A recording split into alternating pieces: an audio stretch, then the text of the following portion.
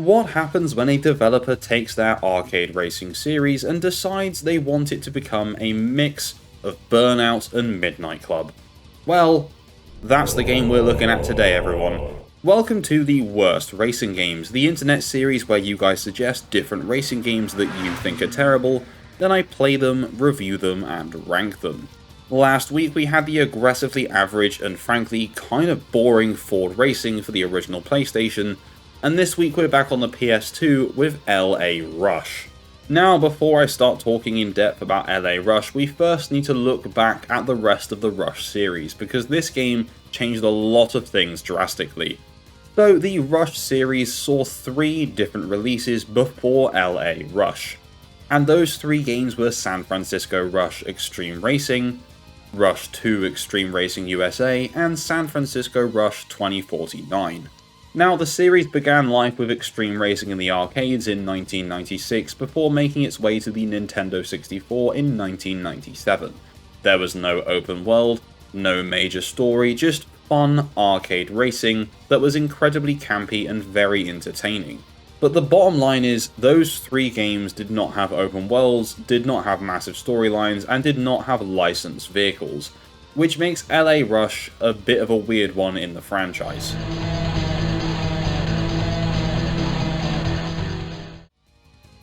So, LA Rush was developed by Midway Studios Newcastle Limited, who were previously known as Pitbull Syndicate.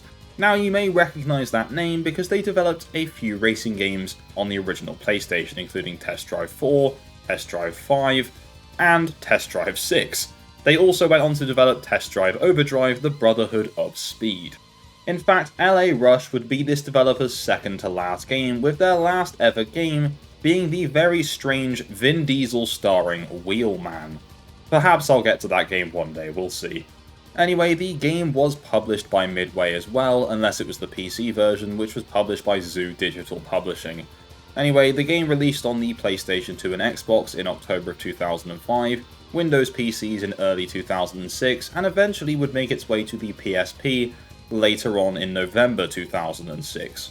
But today, the version you are seeing on screen is of course the PlayStation 2 version.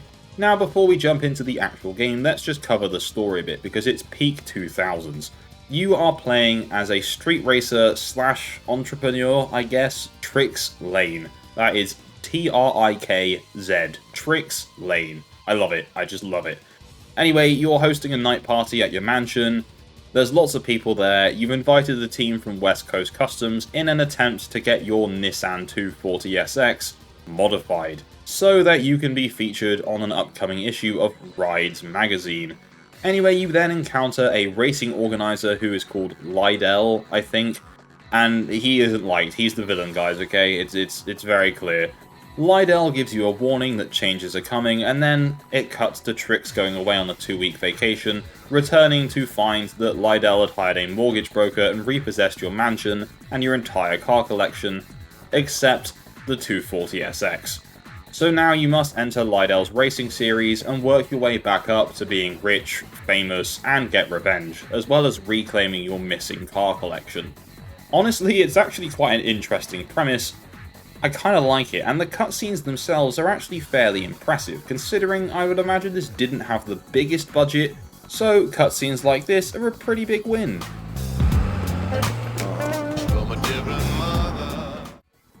Now, I'll be so real with you guys. After about an hour of playing this game, I reached the conclusion that if I played this when I was younger on either PS2 or Xbox, I would absolutely defend this game until my dying breath. It's bright, it's loud, it's a bit janky, and it's very entertaining, even if it's not perfect. But I did not play this when I was younger, so I suppose that does remove the bias of nostalgia. So my first race went kinda rough. To be honest with you, I learnt where the Burnout inspiration of this game came from, and that was when I crashed about 100 times during the first lap.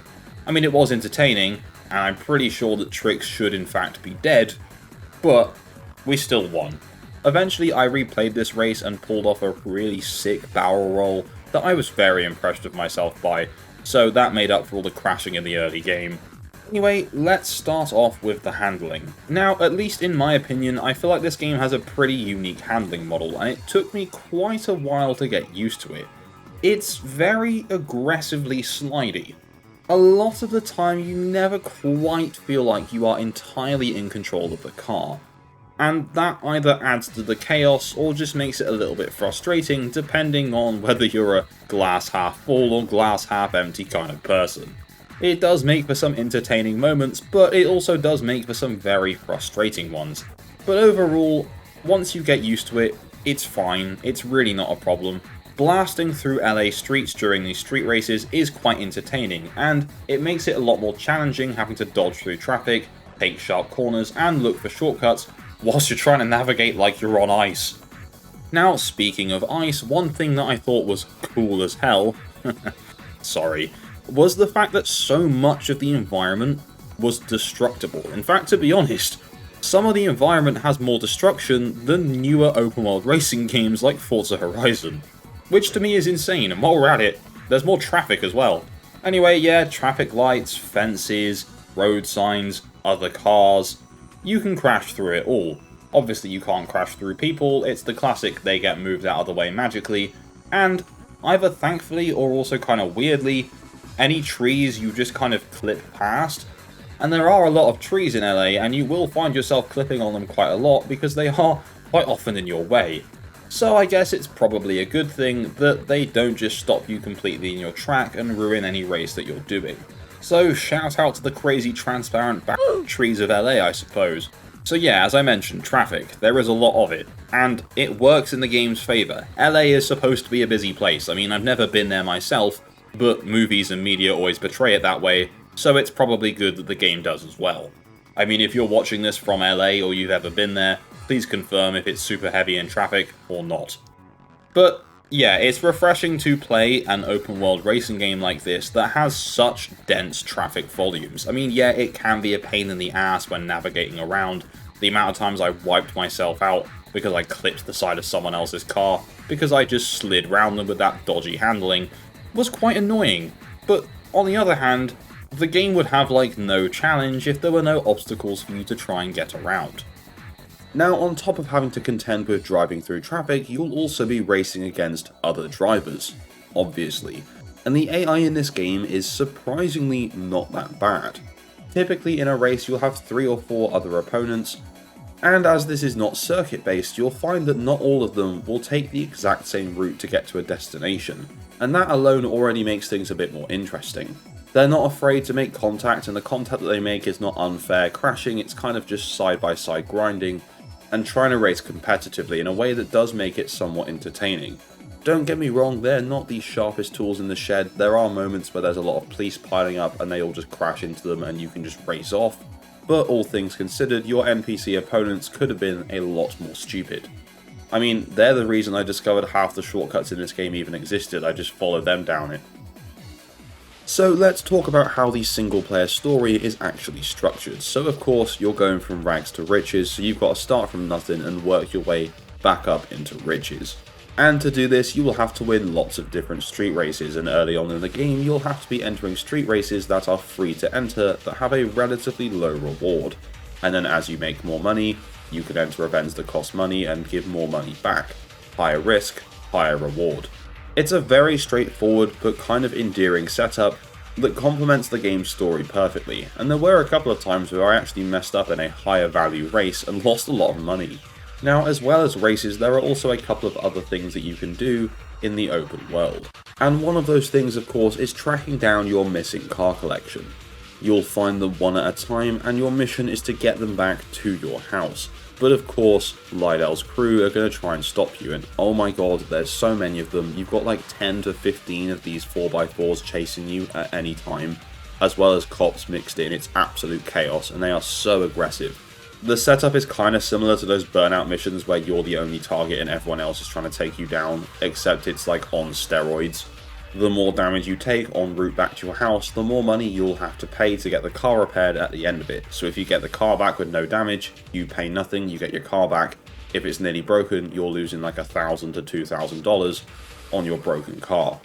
If it breaks completely, it's mission failed and you'll have to retry. So honestly, if your car's nearly completely broken, it might just be worth losing the mission overall and trying again, rather than paying all that money. Every now and then the game also sprinkles other things for you to do, such as driving around the city and smashing billboards with Lydell's face on, which was kind of fun, and has little stunts scattered throughout as well.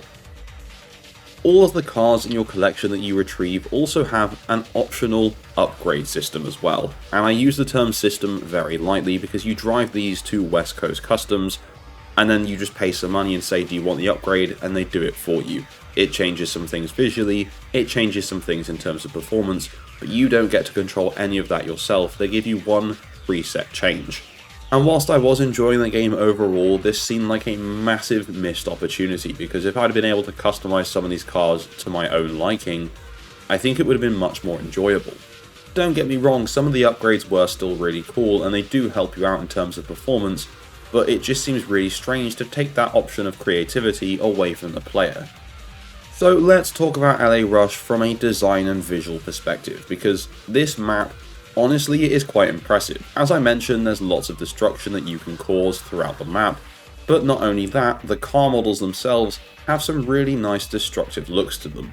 The chassis of your car will become deformed, dented, glass shattered. It's surprisingly in-depth considering all these cars were actually licensed. That's a big issue I have with more modern racing open world games like Forza, is that the damage model is just ridiculous because I'm assuming none of the car manufacturers wanted their cars to be able to show damage, like proper damage. The car models themselves are pretty impressive. I found that everything is incredibly shiny, and whether or not you're a fan of that is entirely up to you. I think it looks quite cool, it has a really unique aesthetic to it, and a 2000s charm that I really do miss. But I could see how this maybe wouldn't be for everyone. Outside of the destructive environments on the map itself also looks very impressive anyway. The only thing that did catch me slightly off guard is when on the odd occasion you have to go off-road, the grass textures are really bad, but everything else is really good. So honestly, that is the most minor, irrelevant complaint I can possibly make. This is LA Rush after all, not Field of Grass Rush. Now, the sound design in this game is also pretty impressive. The engine sounds for the cars are all pretty good sounding and have unique sounds depending on which car you're driving. The collision and crash sound effects are pretty satisfying. Car horns, sirens, everything. It's all there and it all sounds pretty good. The game also features a licensed soundtrack, which is very fitting of the vibe this game is going for. It's not music that I would personally listen to in my free time, but I can appreciate how it complements the vibe and culture that the game is going to give off. One other thing that did impress me in this game is the sense of speed. It's up there with its competitors that it's trying to go with, like Burnout, Midnight Club, Need for Speed. There is a genuine sense of danger and speed when you're cruising through LA streets in races at high speeds.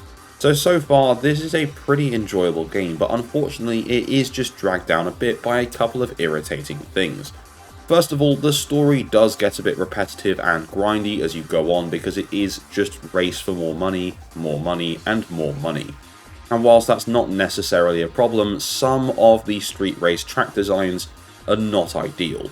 There are moments that feel like if you haven't done the race before, you're going to have to lose it to learn the track first, lose the money, get the money back, and try it again, with checkpoints placed in ways that are just not actually on your GPS because they're on shortcuts or off the road entirely, just on a random hill somewhere. And I get that it's supposed to be challenging, but it needs to be challenging in a way that doesn't feel unfair and unnecessarily grindy. And the other thing, as I'm sure you probably already know and have gathered from watching, is the handling isn't great. As I say, you can adapt to it, but it is rough, and it remains rough throughout the entire playthrough. It doesn't get any better depending on what car you drive, it's slidey regardless. So in terms of critical response, LA Rush received a pretty mixed review score across the board. The PS2 version specifically currently holds a 58 out of 100 on Metacritic, and that's based on an average of 31 different reviews. The Xbox version sits just 1 point higher at 59, and the PSP version a few points below at 55. With most critics appearing to criticise the fact that Midway stripped away most of what made the Rush series unique to try and get it part Burnout and part Need for Speed or Midnight Club. Which, you know, I get, but if you take the game for what it is actually trying to be, it is actually kind of fun. And what made my playthrough even more realistic was that I've been playing and recording this video during a UK heatwave, so I'm currently sat in 32 degrees Celsius temperatures, just simulating some LA heat while playing the game too. Lucky me. Now, in terms of sales figures, the game would go on to be a moderate success, selling just shy of 500,000 copies on the PS2 and just over 100,000 on the original Xbox, so not bad, not great, but not bad. Honestly, this game gives me similar vibes to the 2012 Need for Speed Most Wanted game, in the sense that if you don't treat that game as a Need for Speed game, it's actually pretty good, so if you don't look at this as a Rush game, then it's not that bad. It just kind of takes away what made Rush unique, as did Need for Speed Most Wanted, because it basically became Burnout. Which in my eyes is of course a lot of fun because I love those games, but still, my point stands. So now the time has come where we have to rank LA Rush on our worst racing games tier list.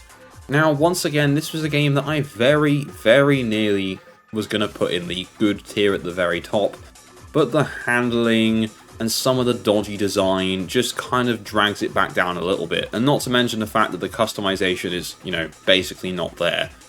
So for me, LA Rush is actually not that bad. As I mentioned earlier in the video, if I'd have played this when I was a kid, I would be defending this to the end of my days, but as I say, I didn't.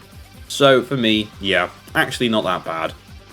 I think if you were to play this today, you would still have a lot of fun, even if it is janky, even if it is kind of repetitive after a while. It's a pretty solid, charming 2000s PS2 open world racing game. And if you take it for what it is, then you'll probably get some enjoyment out of it.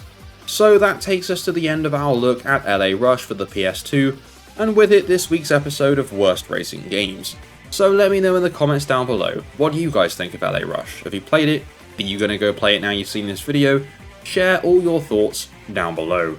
And as always, if you have a suggestion of a game you want to see in this series, pop that down there as well, as I'm always open to suggestions, and the list on the wheel seems to be growing ever longer, nearing 200 entries now. If you enjoyed this video, please don't forget to leave a like, and if you haven't done so already, subscribe and tap that bell for notifications to stay up to date with my future uploads. A massive shout out to my Patreon subscribers for the continued support, and all I really have left to say is thank you and goodbye.